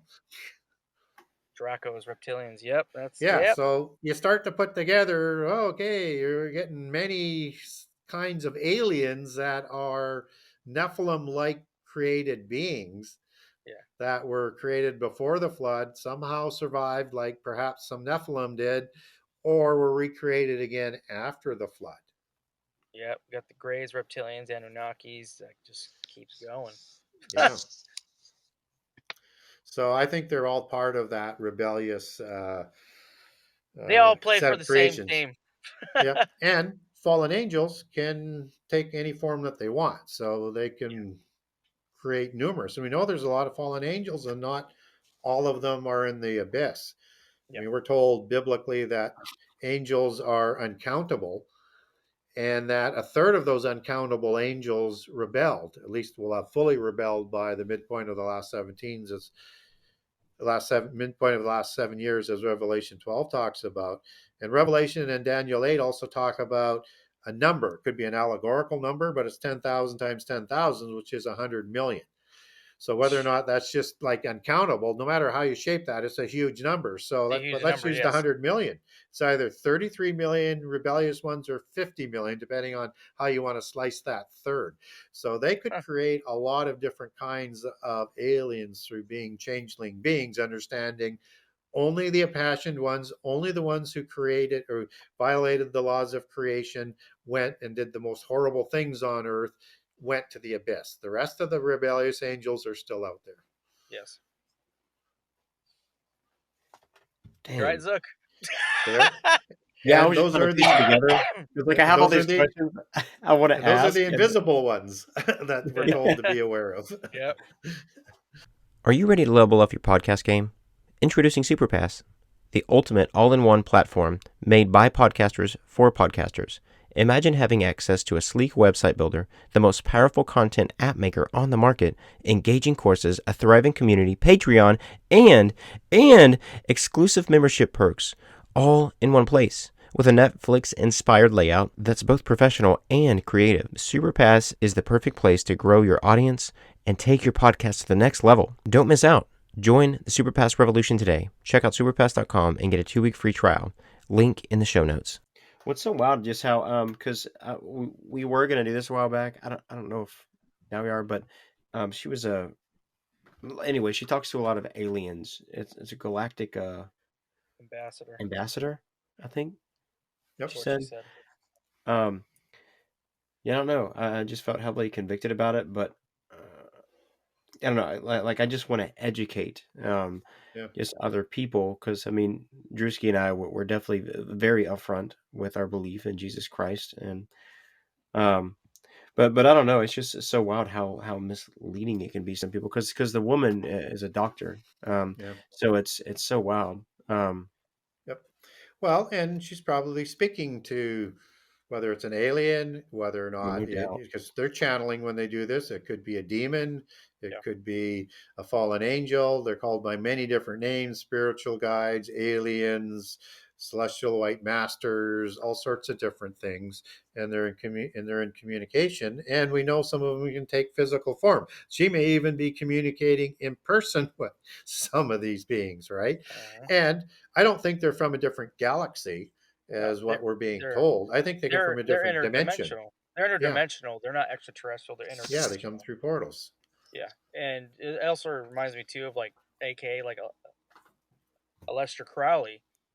You know, Oh he man, talked to these yeah, same beings too, and what's Yeah. funny is that he sketched out this being he talked to, and it looks exactly like a gray alien. Yeah, exactly. what's so wild whenever you because it just makes you think what speaking of channeling and stuff like that, and especially when you do certain recreational drugs, how you can weakens it weakens your spiritual senses, Yeah. and some people like they'll have these out of body experiences, and it's weird. 'Cause I have a twin sister, and she wasn't on drugs, but it just made me think like she was just so tired one day. She went to bed and she was barely asleep, and she literally felt her soul like leave her body, and then when she looked in the corner of her room, she saw a hooded figure.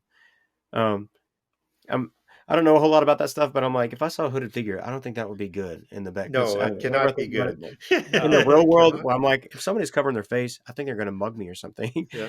So, but it's crazy. My story and how I became a Christian is because I dated a witch, and the first time I ever saw a picture of, I mean, she had a legit picture of a hooded figure in her closet, but she would invite this stuff into her house, and it was so wild. And she would do these out of body experiences, Yeah. and I don't even know how she was like never fully possessed to where she wasn't able to get back into her body, but she would let like these demonic influences temporarily kind of rent her body so she Yep. can go play around in the spiritual world. And I mean, Yeah. she was in some pretty wild stuff. And if you are in that belief system and you become a high level adept, like a shaman, uh, adept, then they say they have the ability to do a symbiotic relationship with that demon spirit. I don't believe it because Yeah. they're going to yeah, suppress the host no matter what. But if people are in the new age or at the lower levels and they're trying to astral plane and communicate and with these presences, you are inviting them in, yep, and they just don't go away if you want them to go away. no, Um, and you have no idea how many you're letting in, Yeah. and once they have you, they're very difficult to get a hold to get rid of. And so, who knows? At some point in time, they may not ever let that person back into their body if they're actually doing that astral plane because they want that body completely for themselves. yeah, oh yeah, When Drewski and I, we would often joke about just somebody who is, and if you've done this before, like anybody listening to the podcast, I'm not making fun of you. This is just things that I've actually looked into. But yeah, people who use sage to get rid of these evil spirits and demons.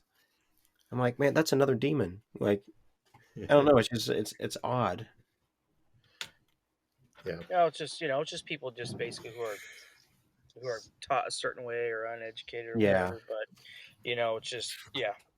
In the New Testament, I mean, and it's one thing to say, okay, that was Jesus, but the disciples also had the ability to cast out demons without rituals. Yeah, they did. If also too, if you look at how the way Jesus did it, he just said it, and then it was that, and Yeah. yeah, and that's the thing is that man comes up with all these rituals, and we kind of just push God to the side, like, oh, we got it, you know.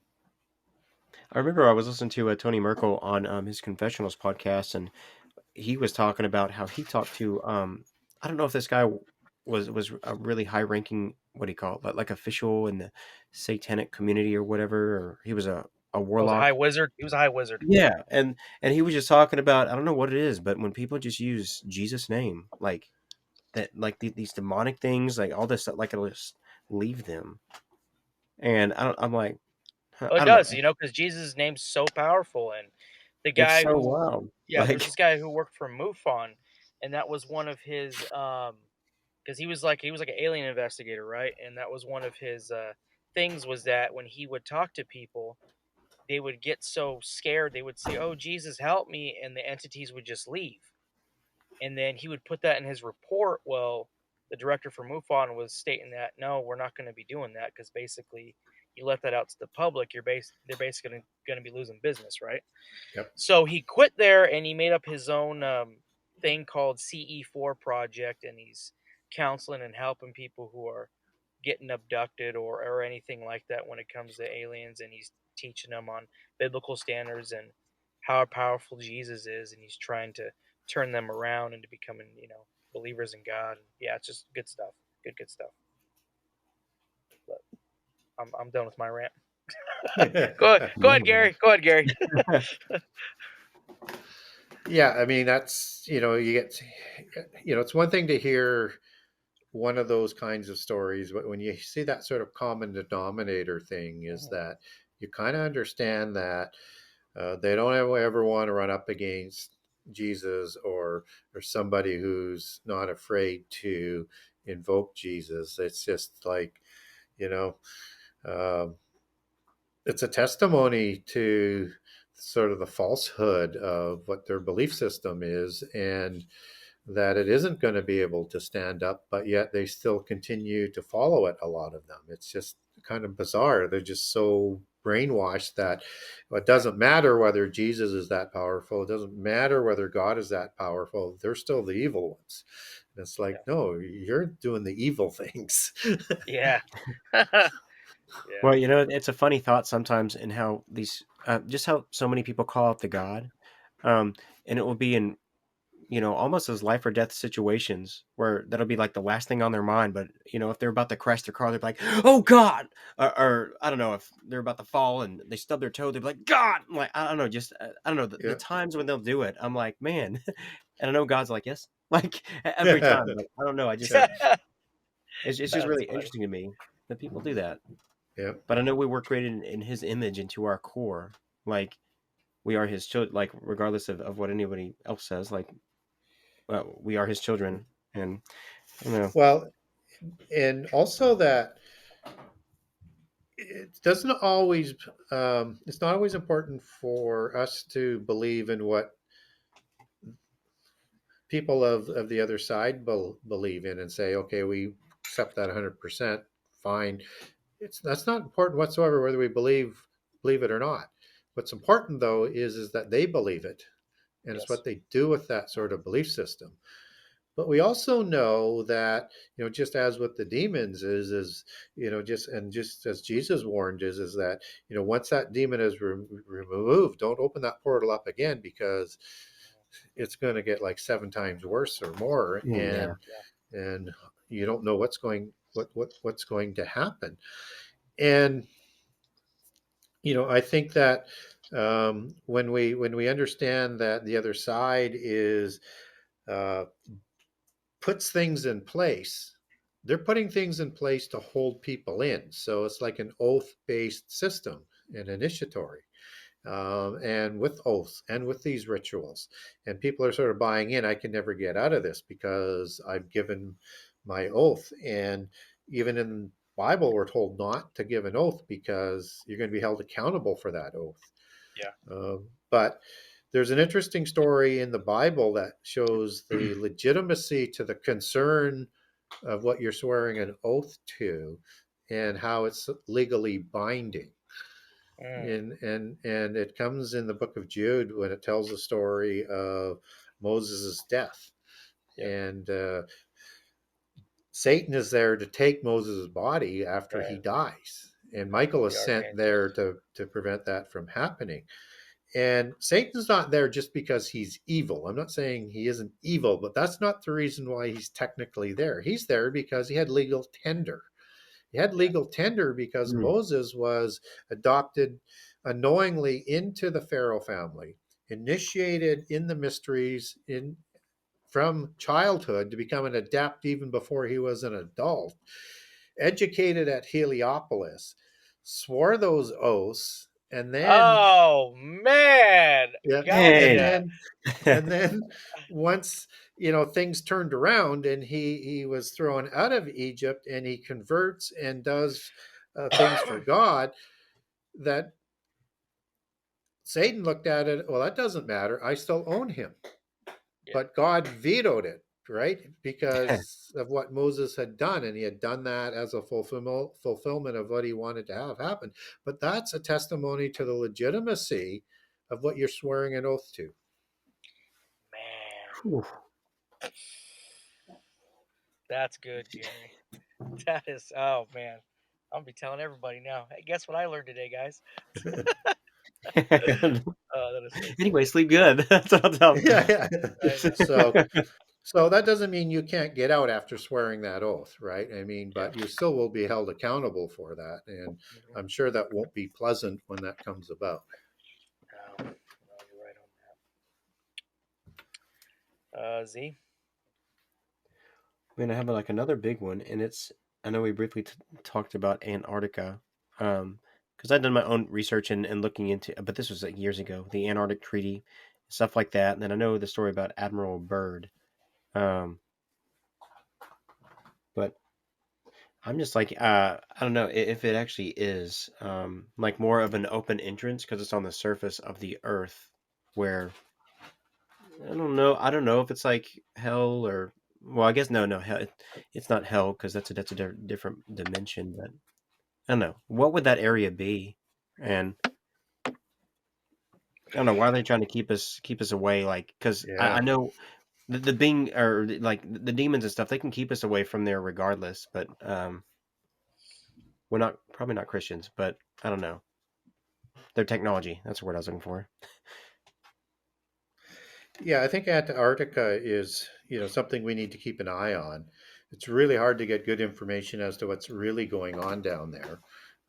And you do have the Admiral Byrd thing that's getting to be fairly old and from a historical perspective, but it shows you how long the phenomena has been going on there. You have even sort of references that go back to World War II, where the Nazis had supposedly set up a base down there or not. So it's hard to know what's actually there. We hear a lot of things. We don't know whether it's all true or not. We also know that a lot of the activity's been less in the last few years. There's a bit of a frenetic sort of thing going on there probably about 4 or 5 years ago, especially with a lot of people from around the world sort of rushing down there to see what was down there. I think there's something there. It's hard to know exactly what, but I think it's going to overturn a lot of preconceived ideas when the time is right. And it'll be rolled out to sort of disorient people so that they're more easily will accept the new world order things that are coming. It's part of the deceptions, Yeah. and it probably is going to be related to aliens, fallen angels, and prehistory in Hmm. unimaginable ways, and it's just going to shock everybody to their core. And if you're not strong in your faith, you're probably going to be seduced into what the world says how we should handle this and what we need to do next. Yeah, and not only that too, it's also too like strong in the Lord and your faith and reading your word, because it says too that my people would fall from lack of understanding, and like it says in Revelation too that men's hearts are going to fail them from what's coming on the earth, and there's just a lot, Gary. We Yeah, can't imagine what's coming. As bad as we can imagine, we still can't we imagine it. can't. Yeah, we can't. There's not going to be anything like it. Yeah. Can you imagine those Chimera type creatures in the Revelation 9 war? And No, that's not the Armageddon war yet. My gosh. I I know. Yes. Can you Well, it's imagine hot those about. scorpion creatures coming out of the abyss? Yep. No thanks. Oh, Oh yes. And then man. and then you're getting stung for like 9 months or something like that, and you won't die. Something like that. Yeah, 5 months. 5 months. Oh Five Five months. man. Yes. months. 5 months. That's something to So look forward to. yeah, Says let nobody. alone let alone all the earthquakes, the pestilence, the Yes. The pandemics, the wars, and famines. it's just yeah, it just wild beasts attacking people. I mean, it's just like And we if you're can't still imagine, yeah, you're what it's still going to hanging be on, like. Man, man. we are resilient. Like us as just the human race is very resilient. And I know, like, man, with what we're seeing now, like it's crazy. At least here in America. Um, but stuff like this, and just in many different forms, are happening in other places of the world, like all this supernatural, spiritual stuff, and communism, and all this stuff that we make movies about here. Mhm. Yeah, lots of the world is already experiencing a lot of the horrors, and it's Oh, they still are. light by, but it's comparatively as to what's coming. So, Oh, it is. Yeah, yeah, America really hasn't really. America has not, in my opinion. We're still Kush right now. yep. Oh The rest yeah, of the world is experiencing stuff, but when it comes to what Jesus talks about, a we're not even a fart in the wind close. hopefully I'm not by you. Yeah, yeah. Yeah. So, but things can change quickly. So, I mean, Yep. catastrophes change things very, very quickly. So, um, but unless we can get, proper government leaders, it's going to degrade significantly. Yeah. So, Also, and too, like, yeah. Oh, sorry. Yeah. Go ahead, Gary. Go ahead. no, no, no. It's just go ahead.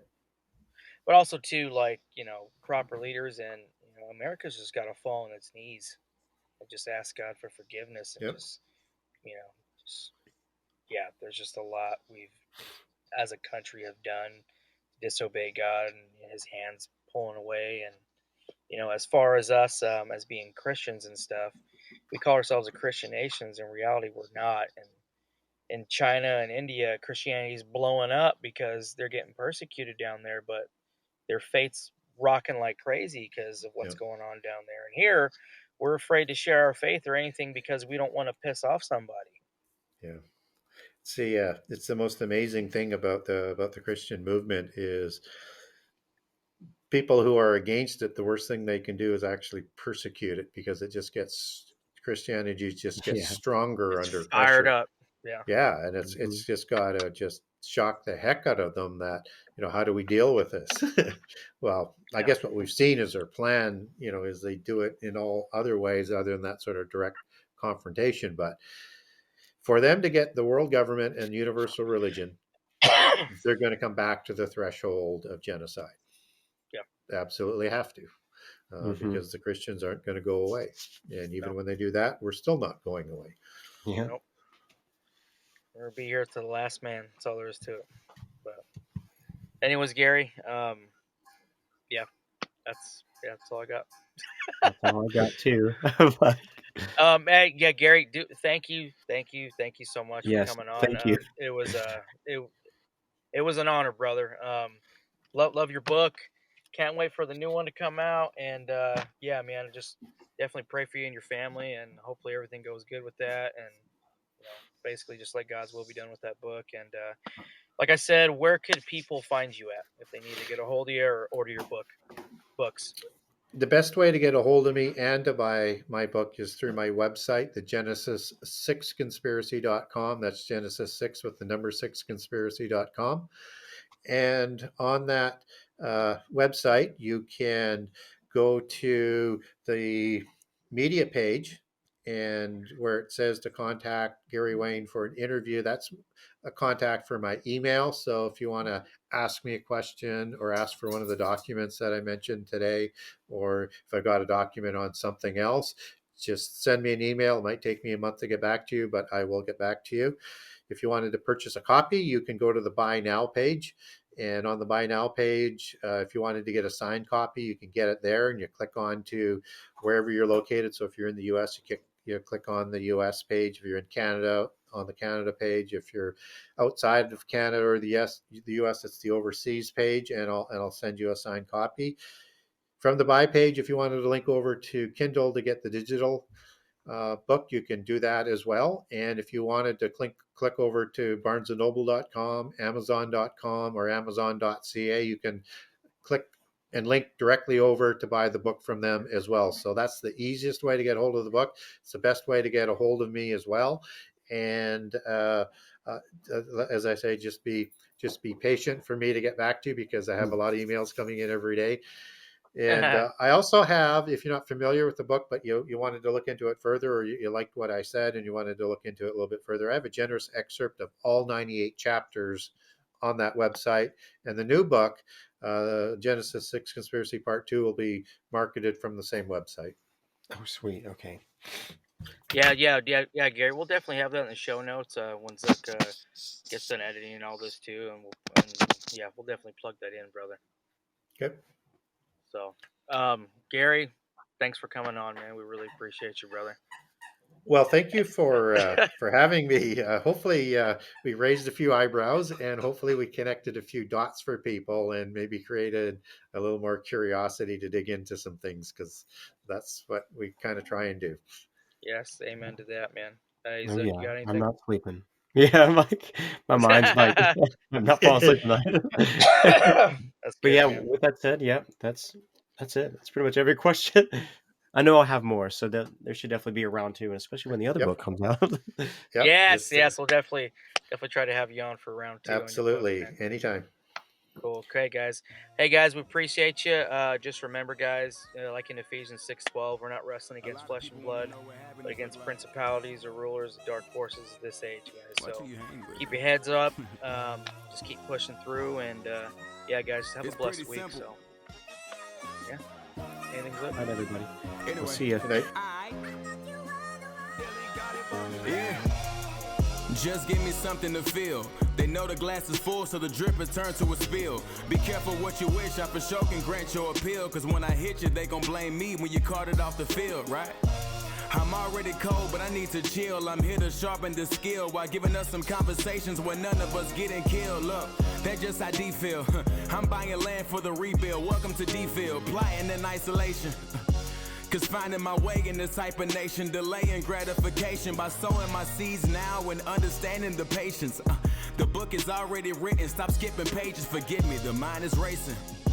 If you take away the things you think you needed, life is basic, it's a movie, a lot of them playing Satan.